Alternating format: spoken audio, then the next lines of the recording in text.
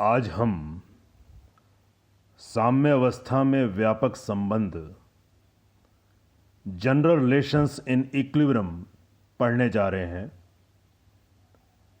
इससे पहले कि हम जनरल रिलेशंस इन इक्विलिब्रियम को समझें, ज़रूरी है कि हमें ज्ञात हो कि ऊष्मागतिकी के नियम क्या हैं।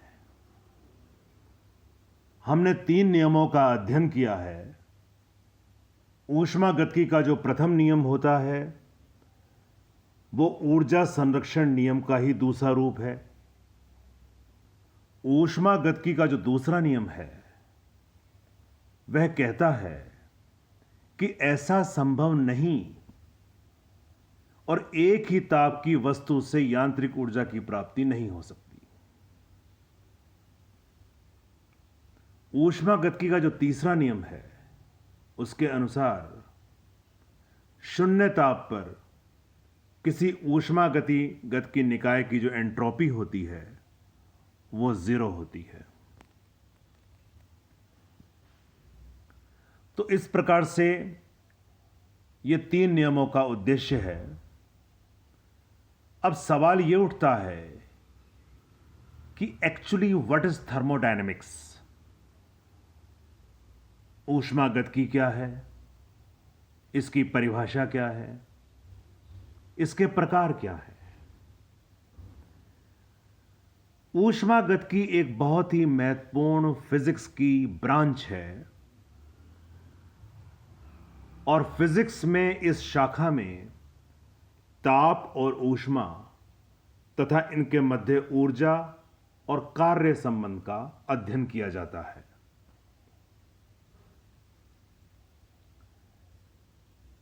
सीधे और सटीक शब्दों में यदि कहें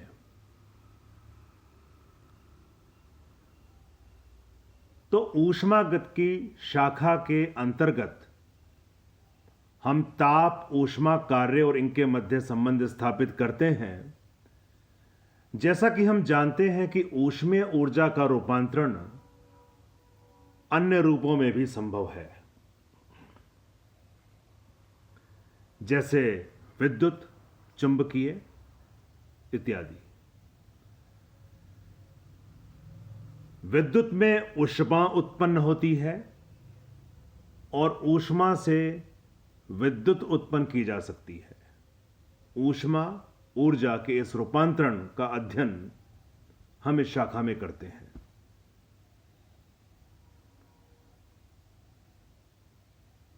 तो कहने का अभिप्राय यह हुआ कि ऊष्मागतिकी, जिसमें ऊष्मा और ऊर्जा के रूपांतरण का अध्ययन किया जाए, एक फॉर्म से दूसरी फॉर्म में स्थानांतरण को समझा जाए, इसे कहते हैं थर्मोडायनेमिक्स। थर्मोडायनेमिक्स अर्थात थर्मो प्लस डायनेमिक्स, यानी ऊष्मा गतिकी। ऊष्मा की गति का अध्ययन यदि किया जाए तो ऐसी ब्रांच थर्मोडायनेमिक्स कहलाएगी।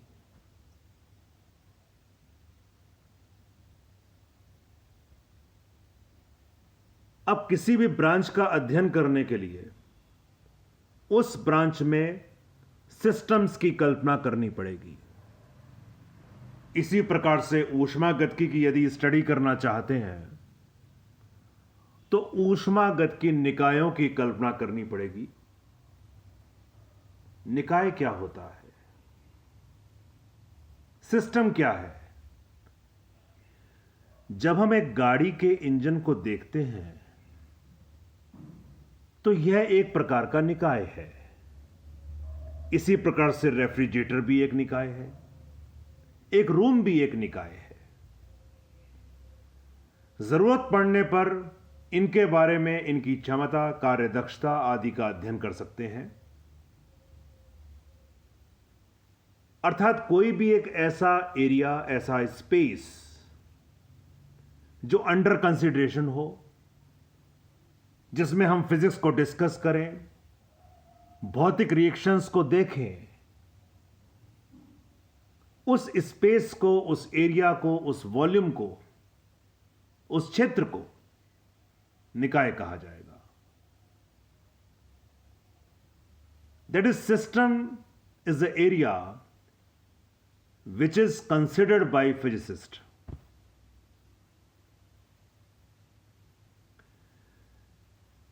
निकाय जिसकी अवस्था को दाब, ताप और आयतन के रूप में लिखा जाए, उस पर्टिकुलर सिस्टम को कहा जाएगा थर्मोडायनेमिक सिस्टम। क्योंकि फिजिक्स की इस ब्रांच में जो कोऑर्डिनेट्स हैं वो एक्स, वाई, जेड या आर, थीटा, फाई नहीं है, बल्कि पीवीटी है, ऊष्मागतिक निर्देशांक। तो यदि किसी निकाय में हम प्रेशर, वॉल्यूम, टेम्परेचर को मेजर करें, ऊष्मागतिक निर्देशांकों को प्रेक्षित करें, तो उस पर्टिकुलर निकाय का जो नाम होगा वो होगा ऊष्मागतिक निकाय, जिसको 3 कैटेगरीज में डिवाइड किया गया है: open system, closed system, isolated system, खुला निकाय, बंद निकाय, विलगित निकाय। जब ऊष्मागतिक निकाय तथा इसके चारों ओर के परिवेश के मध्य ऊर्जा और द्रव्य दोनों का विनिमय हो, आदान प्रदान हो, तो इस प्रकार का जो निकाय होता है वो ओपन सिस्टम कहता है। That is everything is open. बंद निकाय वह ऊष्मागतिक निकाय जिसमें निकाय और वातावरण यानी परिवेश के मध्य ऊष्मा का आदान प्रदान हो, द्रव्य का नहीं, बंद निकाय कहलाएगा। यानी खुला निकाय वह निकाय हुआ जिसमें बाहरी परिवेश से मध्य जो एनर्जी है और जो मैटर है दोनों का एक्सचेंज हो पा रहा है, और बंद निकाय वह हुआ जिसमें एनर्जी का एक्सचेंज, हीट का एक्सचेंज तो पॉसिबल है परंतु मैटर का नहीं। तीसरा नंबर विलगित निकाय, ऐसा निकाय जिसमें ना तो ऊष्मा का आदान प्रदान हो न द्रव्य का आदान प्रदान हो, आइसोलेटेड सिस्टम कहलाता है। आइसोलेटेड सिस्टम मींस जो बाह्य परिवेश से पूर्ण रूप से पृथक हो, किसी प्रकार का कोई भी इंटरेक्शन नहीं हो। इस निकाय को हम आदर्श निकाय कहेंगे। जिस प्रकार से आदर्श व्यक्ति वही व्यक्ति होता है जो पूर्ण रूप से विलगित हो, जिसका सभी के प्रति समान व्यवहार रहे, कहीं पक्षपात की भावना न हो, किसी से कोई इंटरेक्शन नहीं हो, किसी से कोई रिलेशनशिप नहीं हो।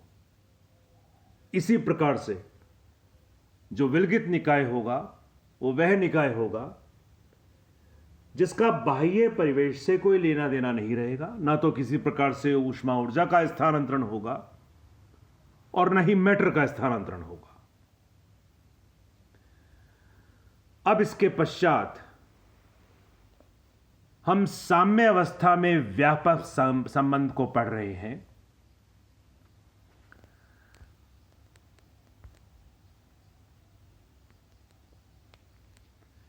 देखिए, 2 सिस्टम्स पर हम विचार करते हैं।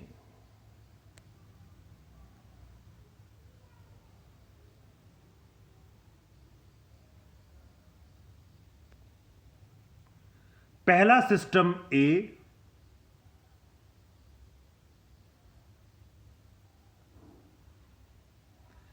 और जो दूसरा सिस्टम है वो है ए डैश। साम्य अवस्था में वैद्य व्यापक संबंधों को ज्ञात करने के लिए हमने ये 2 ऊष्मागतिक निकाय ए और ए डैश लिए, जिनमें परस्पर व्यापक अन्योन्य क्रिया होती है। अर्थात दोनों के बीच ऊर्जा विनिमय होता है तथा ये एक दूसरे पर कार्य करते हैं। माना इन दोनों से मिलकर इनके युग्मन से एक युग्मित निकाय, संयुक्त विलगित निकाय ए स्टार की रचना होती है। अर्थात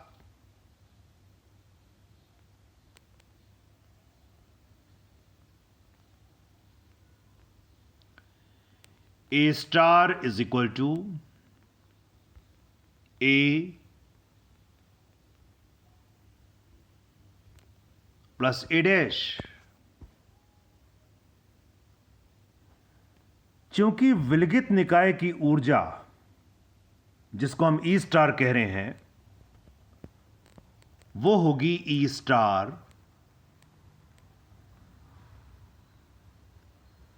is equal to E plus E dash. यह होगी विलगित निकाय की ऊर्जा, विच विल बी कांस्टेंट।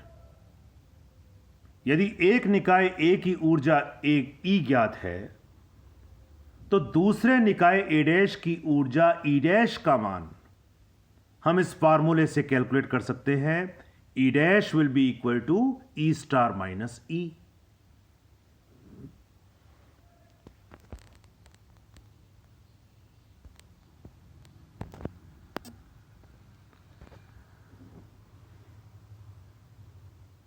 हम जानते हैं कि संयुक्त निकाय ए स्टार के लिए अभिगम्य स्तरों की संख्या ओमेगा स्टार तथा एंट्रोपी एस स्टार होती है।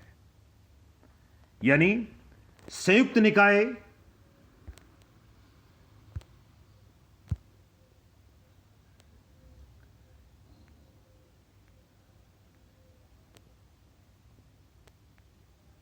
ये ए स्टार है,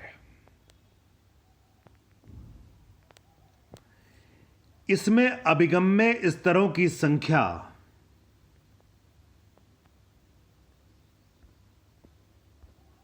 को हम ओमेगा स्टार से रिप्रेजेंट कर रहे हैं। This is the symbol of capital omega and this is small sigma, small omega. तो फिजिक्स में स्मॉल लेटर्स और कैपिटल लेटर्स दोनों ही हम सिंबल की फॉर्म में यूज करते हैं। So we are using capital omega star, जो कि अभिगम्य स्तरों की संख्या को रिप्रेजेंट कर रहा है, और एंट्रोपी जो है that is suppose S star. तो संयुक्त निकाय ए स्टार के लिए अभिगम्य स्तरों की संख्या omega star, entropy S star. Now it is clear that S star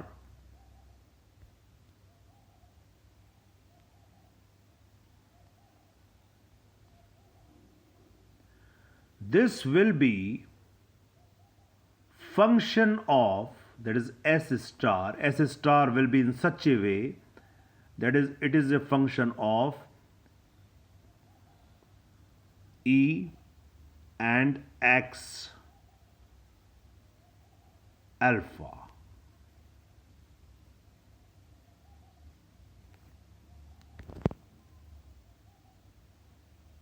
यहां पर ये जो S स्टार है, this is suppose function of energy E and external parameters X alpha. External parameters जो हम यूज में ले रहे हैं यहां पर वो हैं x1,